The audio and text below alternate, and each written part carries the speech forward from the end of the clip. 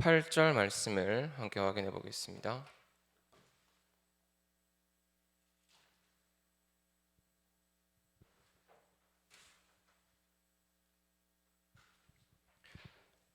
갈라디아서 6장 7절에서 8절까지 말씀을 합독하도록 하겠습니다. 스스로 속이지 말라. 하나님은 업신여김을 받지 아니하시나니 사람이 무엇으로 심든지 그대로 거두리라.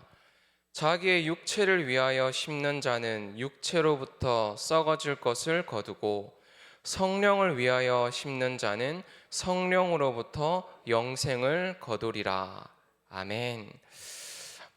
일단 지금 앞에 서 있는 저도 일단 미숙하고 한창 배우는 단계이기 때문에 오늘 내용들을 정답으로만 이렇게 받으려는 그런 마음보다는 편안하게 들으시면서 성령께서 여러분 마음에 확신으로 언약 붙잡혀지는 이 시간 되어지기를 바랍니다. 제목부터 적겠습니다. 렘넌트 플랫폼 초등부에 대한 말씀입니다.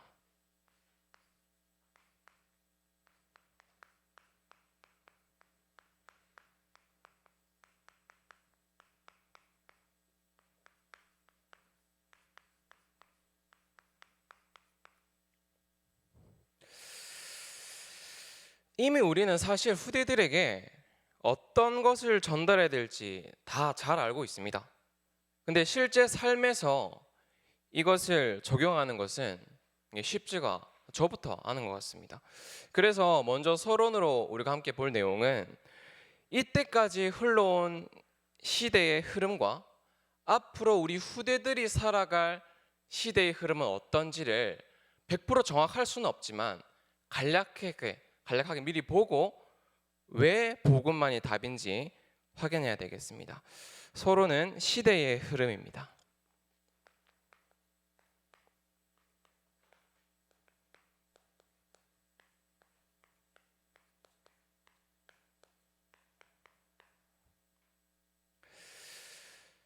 이번 메시지를 준비하면서 이런 고민을 계속 해봤습니다. 메시지는 계속해서 보좌 24, 하나님 나라의 비밀, 그리스도 이런 영적인 메시지를 계속해서 주는데 왜 우리는 실제 삶의 현장에서 이런 하나님이 준비하신 것, 달란트를 확인하는 게 왜 이렇게 어려울까? 물론 하나님의 시간표가 있고 섭리가 있겠지만 왜 이렇게 어렵다고 느껴질까? 라는 것에 대한 제가 교육자로서 한 주간 쭉 고민을 했었습니다. 먼저 과거부터 현재를 잠깐 보면요.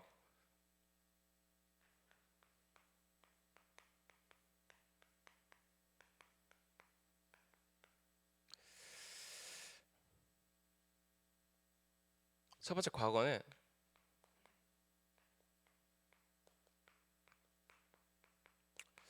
일제강점기입니다. 일제강점기 때 우리 민족을 향한 일본의 교육 목표는 우리 민족을 황국 신민으로 만드는 거였어요. 모든 조선인들의 정체성을 무너뜨리고 황제를 숭배하게 하는 그런 교육의 목표를 가지고 우리 민족이 살아왔던 겁니다. 그러고 여러분들도 아시다시피 1945년 8월 15일 해방이 되어지고 이제 우리나라는 모든 무너진 것을 우리 힘으로 일으켜야 돼요. 근데 우리나라는 여러분도 아시다시피 자원이 없잖아요. 기름도 없고 아무것도 없어요. 그래서 훌륭한 인재를 키우는 것이 교육의 목표가 되어집니다.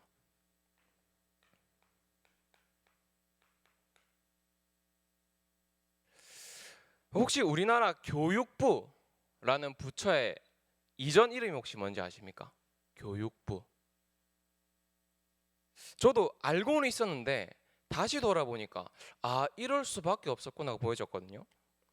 이전 이름 이겁니다. 교육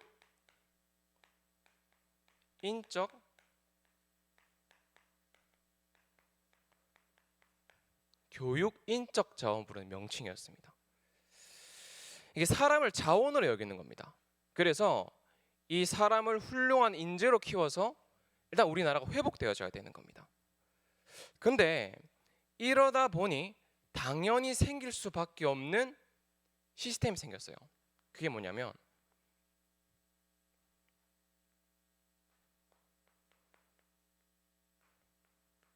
경쟁시키는 겁니다. 서로를 경쟁을 시키다 보니까 뭐가 생기냐? 승자가 생길 거고 당연히 거기에 따르는 패자가, 모든 우리 국민의 교육의 시스템이 이 방향입니다. 이기는 사람이 있고 지는 사람이 있고. 자, 이런 경쟁 시스템 속에서 많은 이런 유익이 되는 점들도 있지만 문제점들을 봤었을 때 가장 큰 문제가 되는 것이 무엇이었을까요? 경쟁 시스템 속에서 가장 지금 문제가 되는 거, 바로 38개가 가입된 OECD 국가 중에서 우리나라가 15년 동안 1위를 하고 있는 거 뭔지 압니까?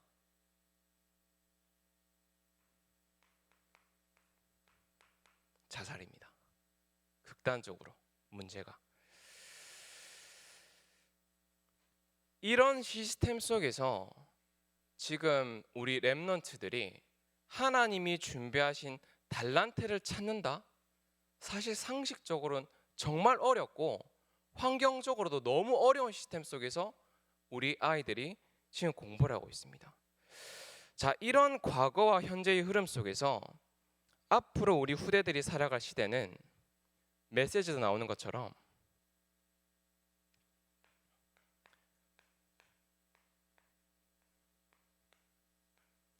(2030, 2080) 시대를 이제 여기 앉아 있는 우리 렘넌트들이 이 시대를 이끌어갈 거예요. 자, 과연 그러면 우리가 이때가 되면 100%다 알 수는 없겠지만 어떤 흐름이 생길까는 예측은 할 수가 있습니다. 과거를 돌아보면서. 자, 그럼 여러분, 지금 이때가 되면 우리나라가 지금 저출산 국가잖아요. 인구의 비율을 봤었을 때 극심한 저출산은 계속될 거라고 예상합니다. 지금 여기 앉아 있는 우리 렘넌트들이 청년이 되잖아요. 사회를 책임지는 중간층이 됐을 때 청년 한 명당 노인 한 명에서 두 명을 부양해야 되는 의무가 생깁니다. 그만큼 부담이 생기는 거예요. 지금 이 시대는 결혼도 고민하고 있는 시대인데 이때가 되어져 버리면은 저출산의 효과로 나서 우리 아이들이 결혼 이전에 나 말고 또 다른 사람들을 책임져야 되는 상황, 이런 상황이 생기는 겁니다. 그리고요, 지금보다 이 여자들의 경제 활동이 더 많아져서 전 세계의 경제 활동의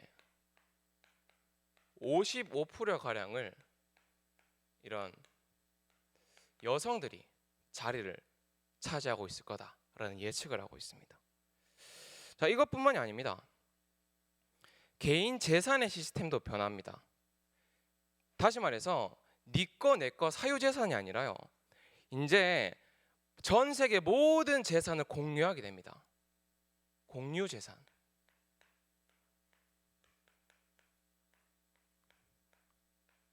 당장 미디어만 봐도 우리가 모든 것을 나누고 있잖아요. 이 시대가 되어지면은 365일 공간을 초월해서 언제 어디서 내가 필요한 것을 구할 수가 있습니다. 내 개인의 재산보다는 모든 것을 공유하는 그런 시대가 옵니다. 자, 이런 흐름 속에서 당연히 우리 아이들이 가지게 될 삶의 가치관이 달라지겠죠. 예측하는 건 이렇습니다. 이때 중요시되는 가치관은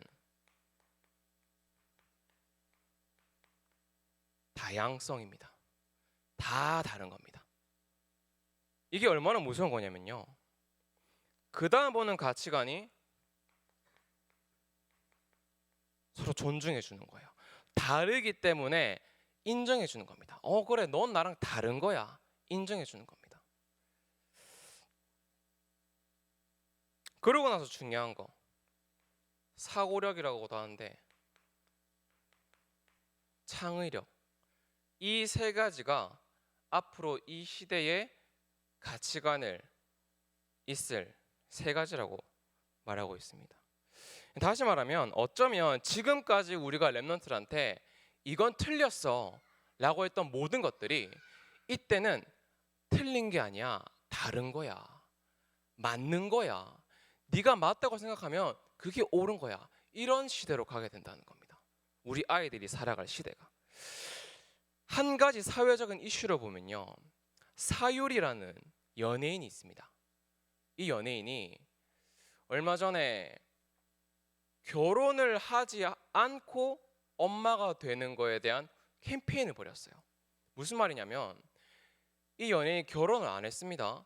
그래서 일본에서 정자은행에서 정자를 사서 결혼을 하지 않은 여잔데 아이를 임신을 하고 낳은 거예요. 이거를 공공연히 SNS에 올리고 이렇게 자기는 비혼모다라는 것을 알렸습니다. 여기에 대한 대중의 반응은 어땠을까요? 물론 전부 다가 찬성은 한 건 아닙니다. 그러나 상당한 많은 사람들이 전 세계적으로 용감하다, 대단하다, 지지하는 글을 보냈습니다. 지금 만약에 이 부분에 대해서 우리가 말을 한다면 틀렸어, 하나님께서 하나님의 형상대로 남자와 여자를 지으셨어 라고 말이 되겠지만, 이때가 되어지면 어쩌면 이 말은 틀렸다고 하는 이 말이 틀릴 수도 있어요. 그만큼 혼란한 시대가 오는 겁니다. 이제 진짜 문제는 이겁니다.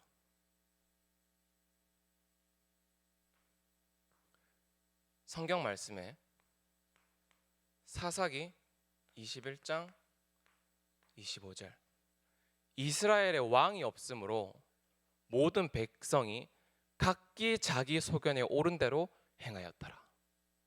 이 시대를 우리 후대들이 살아가는 겁니다. 앞으로 우리 후대들이 살아갈 시대는요, 틀림을 다름으로 받아들이고 그런 것들이 서로 합쳐져서 또 다른 것들을 계속해서 만들어낼 거예요. 그러면은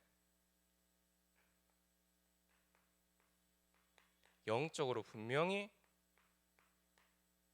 혼란한 시대가 분명히 옵니다. 그 세대 속에서 우리 아이들이 살아간 걸 생각했을 때, 그렇다면 지금 우리는 이 아이들에게 무엇을 전달해야 되냐? 본론입니다.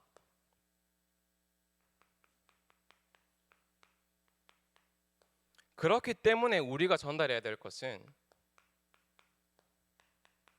복음 엘리트입니다.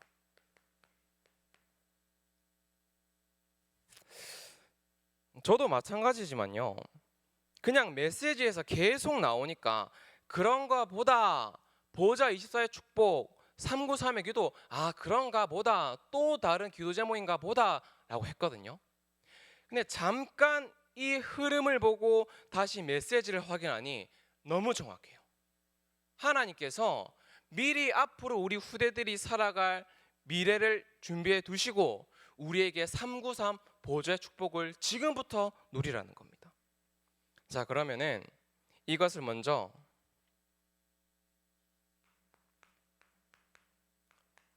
가정에서는 이것을 어떻게 누려야 되냐 확인해 보겠습니다. 먼저 가정의 역할입니다. 유대인들이 가장 중요하게 여기는 신앙생활의 요소가 있습니다. 그게 바로 그냥 예배가 아니라 가정에서부터 예배가 우선시되는 문화예요. 옛날에 제가 어렸을 때만 해도 기존 교회를 다녔지만, 물론 복음은 몰랐지만 이 문화는 확실했었거든요. 수요일이 되면, 금요일이 되면 뭐 예배에 대한 감격은 없지만 어떻게 해서든 가족들이 함께 예배에 참석하려는 그런 게 항상 있었습니다. 아마 저희 가정뿐만 아니라 대중적으로 전체가 그랬을 거예요. 예배를 잘 드리는 어떤 비법을 전달하기보다 은혜 받는 자리에 가족들이 왔다 갔다 하는 것만으로도 후대들에게는 예배에 대한 중요한 영향력들이 전달되어집니다. 이 흐름 속에서 다음 문화가 되어져야 됩니다. 바로 포럼 문화입니다. 가정에서 포럼 문화. 아마 여러분도 잘 아실 거예요. 많은 청소년들이 지금 방황하고 있는데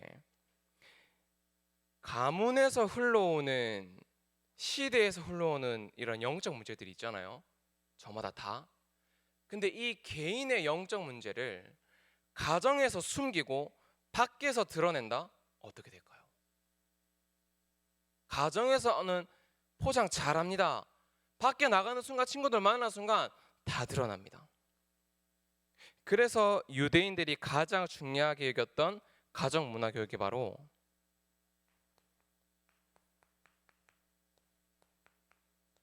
많은 것들이 있지만 밥상머리 교육입니다. 유대인들을 모델로 삼았을 때. 자, 저부터 그런데요. 우리가 우리 자녀들과 또는 렘넌트들과 대화를 하다가 뭔가 내 마음에 안 걸리는 주제가 나오거나 뭔가 내가 틀렸다라고 하는 소통이 되어지죠. 그럼 여러분들 어떤 마음이 들죠? 이거를 온전히 잘 들어줘야지라는 마음보다는 지금 당장 다 갖춰서 어떻게 해서든 틀린 걸 고쳐줘야지라는 마음이 생기지 않습니까? 저도 그렇거든요. 지금 얘는 안 고쳐지면 다음 못 고쳐라는 생각이 들더라고요. 왜냐? 저도 그런 교육 시스템에서 있었거든요. 지금부터 우리가 당장 가정에서 이사를 한다거나 유학을 간다거나 당장 할 수 있는 건 어렵겠죠. 그러나 중요한 게 있습니다. 우리는 지금부터 후대들에게 전달해야 될 것이 모든 것을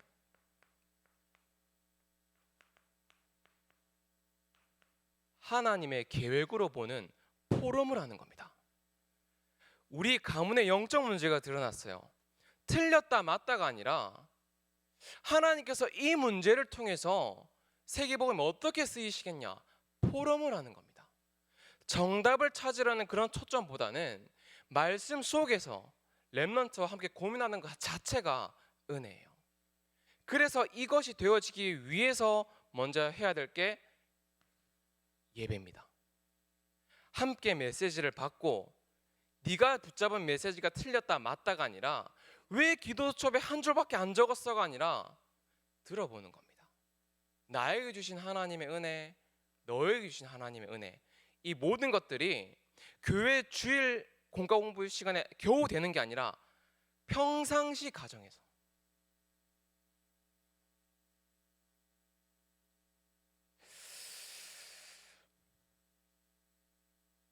일단 유대인들은요, 물론 제가 이스라엘을 가본 건 아니지만 이런 미디어나 공부를 해보니까 이 사람들의 일단 대화의 시작이 아무리 상대방이 나보다 어리더라도 들어줍니다. 저 사람의 말이 끝까지 들어줍니다. 그러고 나서 유대인들은 쉐마, 탈무드, 토라 세 가지 있잖아요. 이 세 가지를 기준으로 해서 이 아이 스스로 깨닫도록 유도합니다. 그러고 나서 이 아이가 이 세 가지의 말씀을 근거로 깨달았을 때 기도로 마무리하는 겁니다. 부모가 함께. 부모의 경험을 기준으로 해서 틀렸어가 아니라 말씀의 근거에서 틀렸음을 스스로 깨닫고 함께 기도로 마무리하는 겁니다. 세 번째입니다. 세 번째 문화.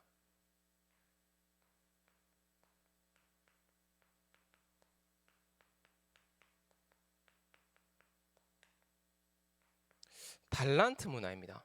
사실 저도 이 부분을 놓고 제가 체험해 본 게 아니기 때문에 이걸 어떻게 전달해야 될까라는 고민을 참 많이 하게 됐었는데요. 왜냐하면 저도 이런 시스템 속에서 쭉 교육을 받아갖고 자랐기 때문에 어떻게 이거를 전달해야 될까 고민을 많이 했었습니다. 근데 가장 중요한 것은 눈을 열어주는 거예요. 렘넌트들에게. 우리가 지금 당장 가정으로 돌아가서 환경을 바꾼다, 뭔가를 시도한다, 정말 어려운 겁니다. 그게 아니라 지금까지 우리 가정을 이끌어 오신 것을 하나님의 인도라 믿고 그 속에 숨겨진 하나님의 계획을 발견한다. 이렇게 새로운 시작을 하는 겁니다. 뭔가 계획을 하는 게 아니라요. 지금까지 우리 가정을 나를 이끌어 오신 하나님의 인도를 믿고 지금 숨겨진 하나님의 계획을 찾아보는 겁니다. 내가 살아온 경험으로 늦어 보여도 하나님의 영원한 시간표 속에 세계복음의 언약으로 보면은 올바른 시작을 하면 되는 거예요. 하나님이 하시면 되잖아요. 그러고 나서 결국 말씀드리는데, 가정에서 되어지는 포럼, 네 생각 내 생각이 맞냐 틀리냐가 아니라 하나님은 이 상황을 두고 뭐라고 하시겠냐, 하나님이 원하시는 건 무엇이겠냐를 기준으로 삼고 함께 나아가는 겁니다. 부모라고 해서, 저도 교육자라고 해서 은근히 그런 거 있거든요. 내가 그래도 신앙생활을 더 했기 때문에 뭔가 이렇게 포럼조차도 나도 모르게 이런 자세를 할 때가 있어요. 뭔가 내가 말 정리 잘 못하고 말을 적게 하면 진 것 같아요, 포럼에서. 그게 아니잖아요. 이 포럼하는 시간만큼은 하나님이 함께하는 시간을 누리는 거잖아요. 그걸 같이 확인하는 겁니다. 이런 나이, 남녀노소 불문하고 지금 같이 우리 하나님의 은혜를 확인하자. 그런 문화가 가정에서 되어져야 됩니다. 판서가 어렵네요. 지우고 하겠습니다.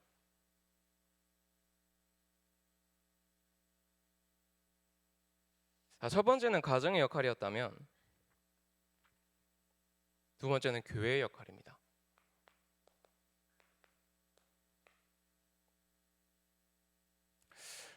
교회가 할 것은 딱 하나입니다.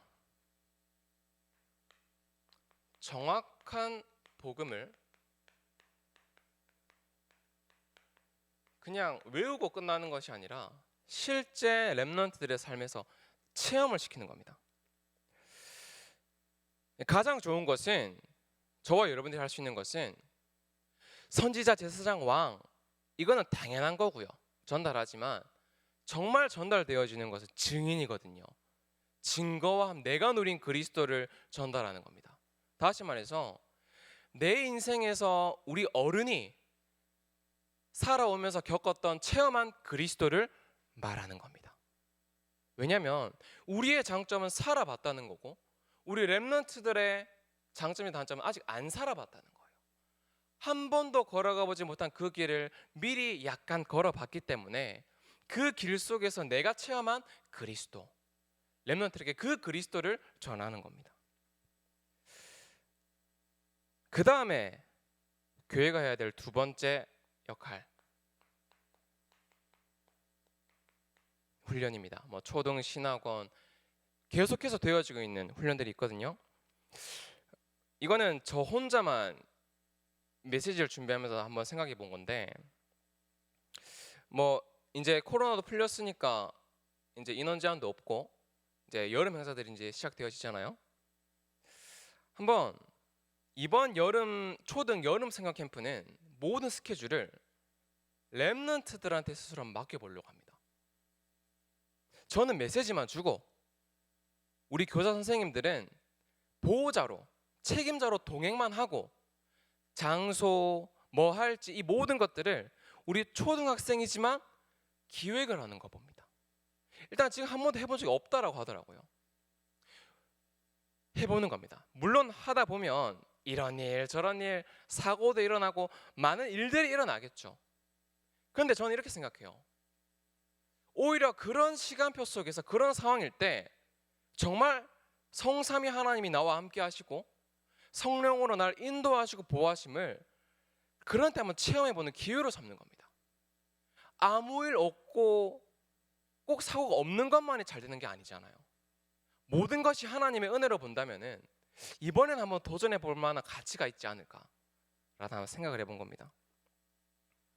어른들의 역할은 책임만 져주고 우리 렘넌트들이 마음껏 뛰어놀 수 있는 장을 만들어주는 것, 그런 한번 도전해 볼까 합니다.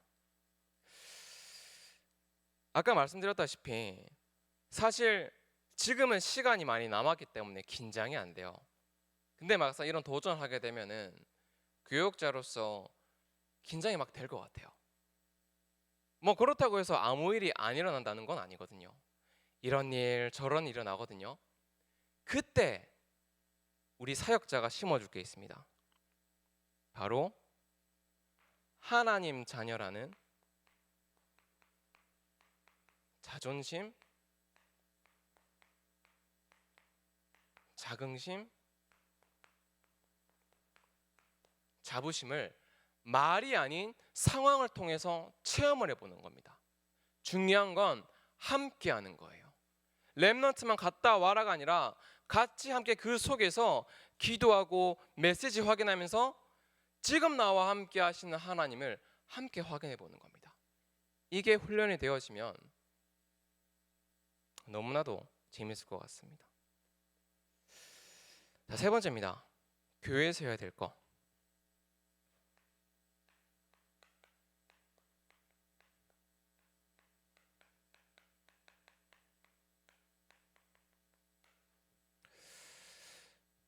교회 안에서의 올바른 헌신은 전문인을 만나는 인턴십의 장이 될 수가 있어요. 그렇죠? 뭐 그렇다고 해서 이거를 동기 삼아서 헌신하는 게 아닙니다. 모든 헌신은 하나님 앞에서 100% 순종하는 중심으로 하는 거기 때문에, 그래서 아까 말씀드렸지만 이 올바른 헌신을 위해서 먼저 되어져야 될 것이 예배를 통해서 하나님의 은혜를 일단 확인하는 거예요. 내가 저 일을 할 수 있기 때문에 하는 게 아닙니다. 하나님의 이유가 발견되어져야죠. 일은 어떻게 해서든 굴러가고 되어집니다. 중요한 건 먼저 하나님의 은혜를 확인하는 겁니다. 그러면서 받은 은혜를 가지고 모든 성도들과 함께 교제를 하는 겁니다. 포럼을 하는 거죠. 초대교회처럼 매일 떡을 나누고 구원할 자를 하나님 붙이시고 이런 역사 속에 있는 겁니다. 이 속에서 하나님이 내게 원하시는 헌신의 자리를 발견하는 겁니다. 무턱대고 하는 게 아니라 새신자가 왔어요. 너 전공 뭐야? 피아노요. 반주해. 아니라 먼저 지금 하나님이 너에게 준 메시지가 뭐냐 확인시켜 주는 겁니다. 그러고 성도들과의 교제, 거기서 발견되어지는 하나님의 절대 이유. 그러면 어려운 문제가 생겨도 흔들리지 않아요. 이게 안 되어지면 상황이 어려워지죠. 흔들립니다. 하나님 앞이 아니라 사람이 보여요. 상황이 보여요. 자, 세 번째로 렘넌트입니다.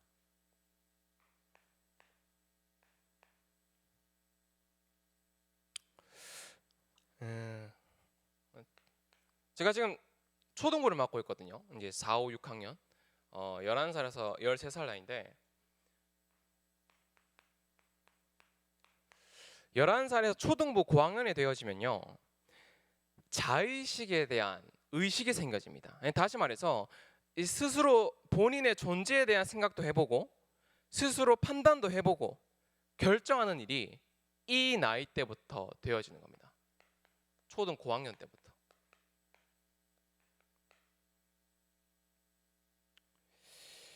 근데 여러분 친구 생각해 보세요. 내 자녀가 초등학생인데 뭔가 자기를 결정한다? 응원의 메시지가 나옵니까? 염려가 됩니까? 아마 염려가 더 될 겁니다. 근데 여기서 우리가 어른들이 주의해야 될 게 있습니다. 바로 적당한 거리를 두는 겁니다. 왜냐하면 나이는 분명 초등학생이 맞지만 분명히 우리 후대들 렘넌트들은요 내 자식이라고 해서 내 분신이 아니에요. 하나님의 기업이고 나와는 완전히 다른 독립체입니다. 다른 사람이에요. 근데 이런 다른 사람을 내가 겪어왔던 경험과 기준으로 키운다? 말이 안 되는 거죠. 분명히 성경에도 나와 있어요. 우리 자식들을 하나님의 기업으로 맡겼다고 합니다.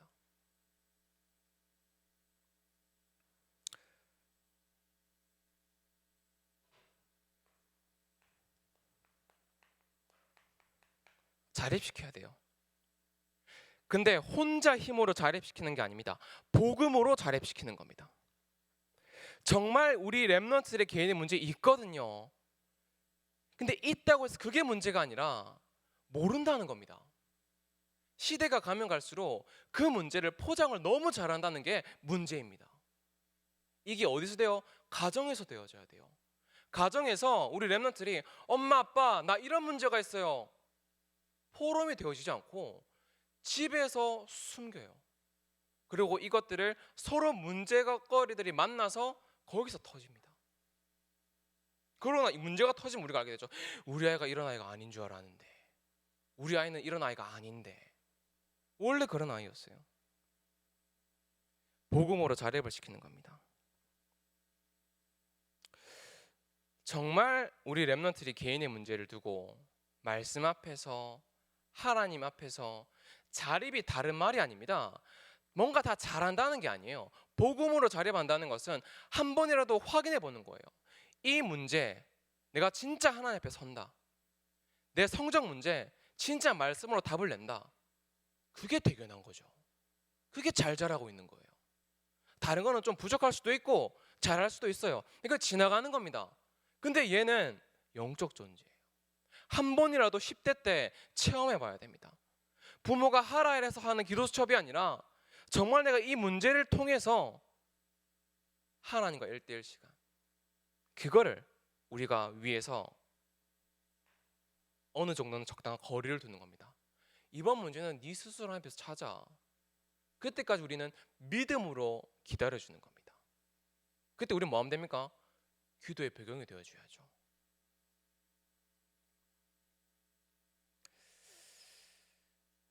다시 보면 옆에서 보는 우리 어른들이 불안해하지, 이미 그 아이는요 하나님의 완벽한 계획 속에서 완벽하게 창조되었어요. 이 아이를 위해서 그리스도 대신 예수님이 오셨어요. 이 아이를 지금도 성령께서 인도하고 보호하심 맞습니까? 걱정할 거 없죠. 지금 좀 불안해 보여도 오히려 이것이 발판이 되어져서 세계복음에 쓰임 받는다. 그럼 충분히 견딜 수 있죠.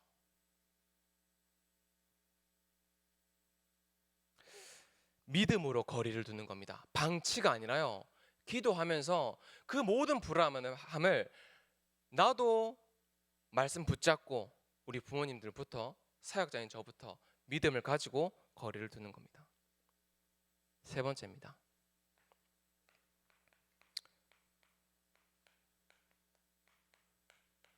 자기가 누군지 정체성이 확인되어져야 하나님의 것이 보일 거 아닙니까? 지금 저희 초등부는 이거를 독서로 확인하고 있습니다. 이 독서라는 것은 아마 잘 아실 건데 내가 할 수 없는 것, 내가 갈 수 없는 것을 가게 하는 간접적인 체험을 하게 되잖아요. 이 독서가. 지금 저희 초등부에서 매주 한 명씩 위인을 보면서 그 위인들이 생에 붙잡았던 말씀들과 그 붙잡았던 말씀이 어떻게 역사했는지 그런 것들을 함께 포럼을 하고 있거든요. 이번 주에 파스테르라는 인물을 봤었어요. 저는 파스테르 하면 우유밖에 생각 안 나거든요. 렘넌트 덕분에 저도 책을 읽어봤는데 어쨌든 이번 한 주간 메시지 하면서 메시지 끝나고 이렇게 렘넌트가 포럼을 했어요. 네가 받은 느낌, 내가 받은 은혜, 붙잡은 말씀 쭉 재밌게 포럼을 하는데 어떤 애가 질문을 하는 겁니다. 그런데 그 질문에 대한 내용이 아무리 우리 책을 찾아봐도 안 나와 있어요.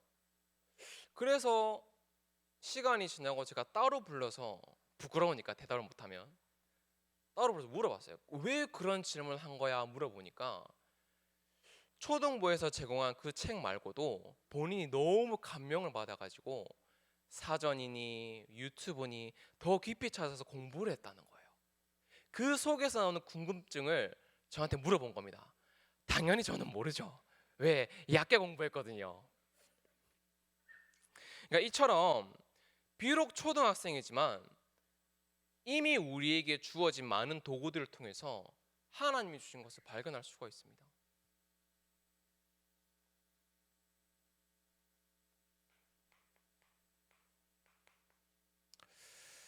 분명히 우리 랩런트들도요, 지금 여기 앉아있는 랩런트들도 가슴 속에 나 이거 한번 도전해보고 싶다라는 것들이 한 개쯤은 분명히 있을 겁니다.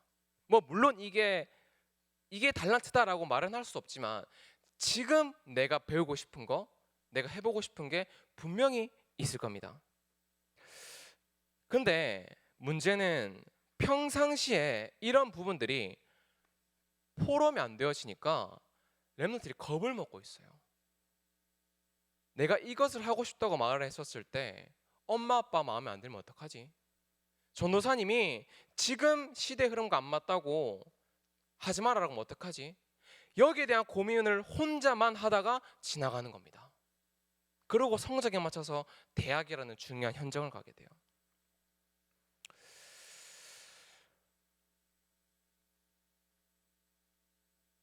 말씀 안에서 아까 말씀드렸지만 말씀 안에서 우리가 맡은 렘넌트들과의 적당한 거리, 이 렘넌트가 한 번쯤은 하나님 앞에 스스로 설 수 있는 그 거리두기를 통해서 하나님은 그 시간표 속에 우리가 있으면요, 하나님의 정확한 시간표 속에서 성령의 인도를 따라 여기에 대한 포럼을 할 수 있는 시간표를 반드시 주실 줄 저는 믿습니다. 그게 맞고요. 너 좋아하는 게 뭐야? 이제는 달라져야죠. 렘넌트들이 우리한테 와서 전도사님, 선생님, 장로님, 저 이거 해보고 싶습니다. 이거 도전해볼 수 있게 도와주세요. 이게 올바른 거 아닐까요? 지금까지 너 좋아하는 게 뭐야? 교회에서 100번 물으면 뭐합니까? 학교에서는 당장 경쟁시키고 있는데. 마지막으로 중요한 겁니다. 이때까지 모든 것들은 눈에 보이는 거였고요. 이제는 가장 중요한 거, 우리 렘넌트들의 마음과 생각입니다. 눈에 보이지는 않지만 가장 중요한 부분. 왜냐하면 이 렘넌트들의 지금과 마음과 생각에 따라서 삶이 결정되어지거든요. 그래서 이 부분이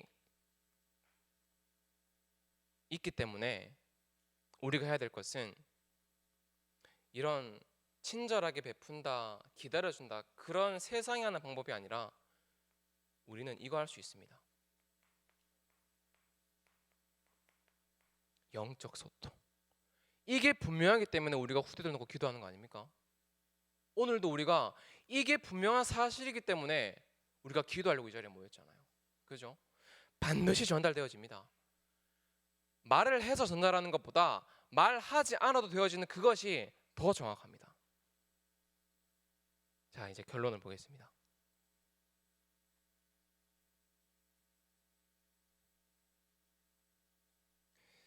제 인생 최고로 메시지 길게 하고 있습니다. 결론입니다.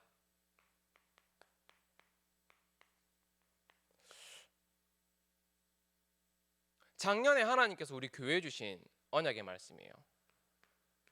고린도전서 10장 31절 말씀. 결국 오늘 이 모든 사역이 되어지기 위해서는 저와 여러분부터 복음으로 회복되어져야 돼요. 내가 복음으로 살아나야 뭔가를 전달하지, 나도 그리스도를 잘 모르는데 어떻게 말합니까? 달란트라든지, 그죠? 먹든지 마시든지 무엇을 하든지 모든 것을 다 하나님의 영광을 위해서 하는 겁니다. 이것이 저와 여러분들이 해야 될 겁니다. 이제부터 뭔가 학원을 보낸다, 제가 이 말을 했다고 해서 학원을 안 보내고 나는 농촌으로 가서, 그게 아니고요. 지금 내가 있는 자리에서 어떻게 하나님의 영광을 돌려드릴까? 먹든지 마시든지 무엇을 하든지. 또 말씀드리지만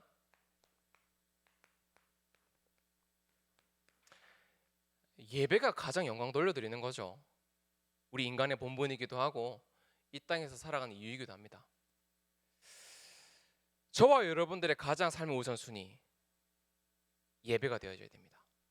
저와 여러분들의 가장 인생의 행복 예배가 되어져야 됩니다. 내 인생의 모든 결론 예배로 내리는 겁니다. 그렇죠?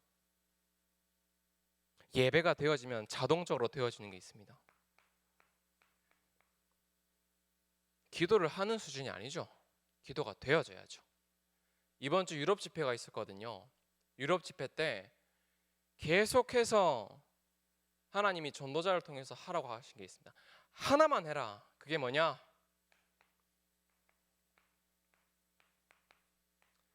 제발 이거 하나만 해라. 보좌 24.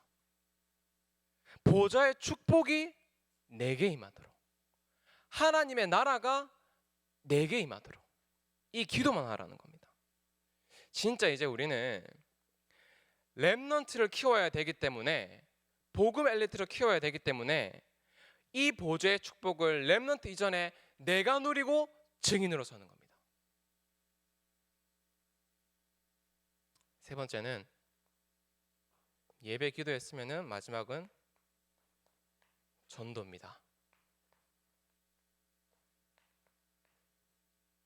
복음의 훌륭한 선생이 아닌 오직 복음의 증인으로 서는 겁니다. 아이는요, 앞에서 하는 많은 잔소리를 듣고 자라는 게 아니라 부모님이 걸어가는 그 뒷모습을 보고 자란다고 합니다. 저와 여러분들부터 그리스도를 체험하는 만큼 그 영향은 우리 후대들에게 고스란히 전달되어집니다. 저는 사실 오늘 메시지를 준비하면서 이번 한 주간 정답이라는 걸 찾으려고 했어요. 아니 도대체 어떤 방법을 해야만이 이 달란트라는 걸 찾을 수 있을까라는 것 때문에 정말 부담이 됐었어요. 정답을 찾으려고요. 근데 또 깨닫지만요, 이미 답은 그리스도밖에 없더라고요. 그 이전에 내가 확인해야 될 것이, 이번 한 주간 우리가 섬기고 있잖아요. 왜 그리스도께서 부활하셨냐고요. 여기에 대한 고민 없이 달란트만 찾는다? 제 교만이었습니다. 그래서 여기에 대한 확인이 약간 되어지니까 정답을 찾는 것도 중요하지만 내가 올바른 고민 속에 있구나, 이게 중요한 겁니다. 혹시 여러분들에게 어떤 고민이나 염려, 걱정거리 있습니까? 그 염려를 통해서 어쩌면은 그리스도를 체험하는 기회가 될 수도 있습니다. 그럼 우린 또 감사하게 되겠죠. 이렇게 생각하시면 됩니다. 이제부터 저와 여러분들은 모든 어려움을 축복의 기회로 보는 겁니다. 왜? 증인으로 서기 위해서. 오늘 이런 렘넌트 플랫폼 메시지를 통해서 시대를 살리고 하나님의 마음을 시원하게 할 후대의 모델들이 임마누엘 울산 교회에서 나오는 그날을 간절히 소망하면서 오늘 메시지를 마치도록 하겠습니다. 기도하겠습니다. 하나님, 후대들에게 나의 세상 경험과 세상 지식을 전달하기보다 현장에서 체험된 그리스도를 증거하게 하옵소서. 사단의 나라 이길 하나님 나라의 비밀을 전 세계에 흩어진 모든 렘넌트들이 깨닫고 도전하게 하옵소서. 예수님의 이름으로 기도합니다. 아멘.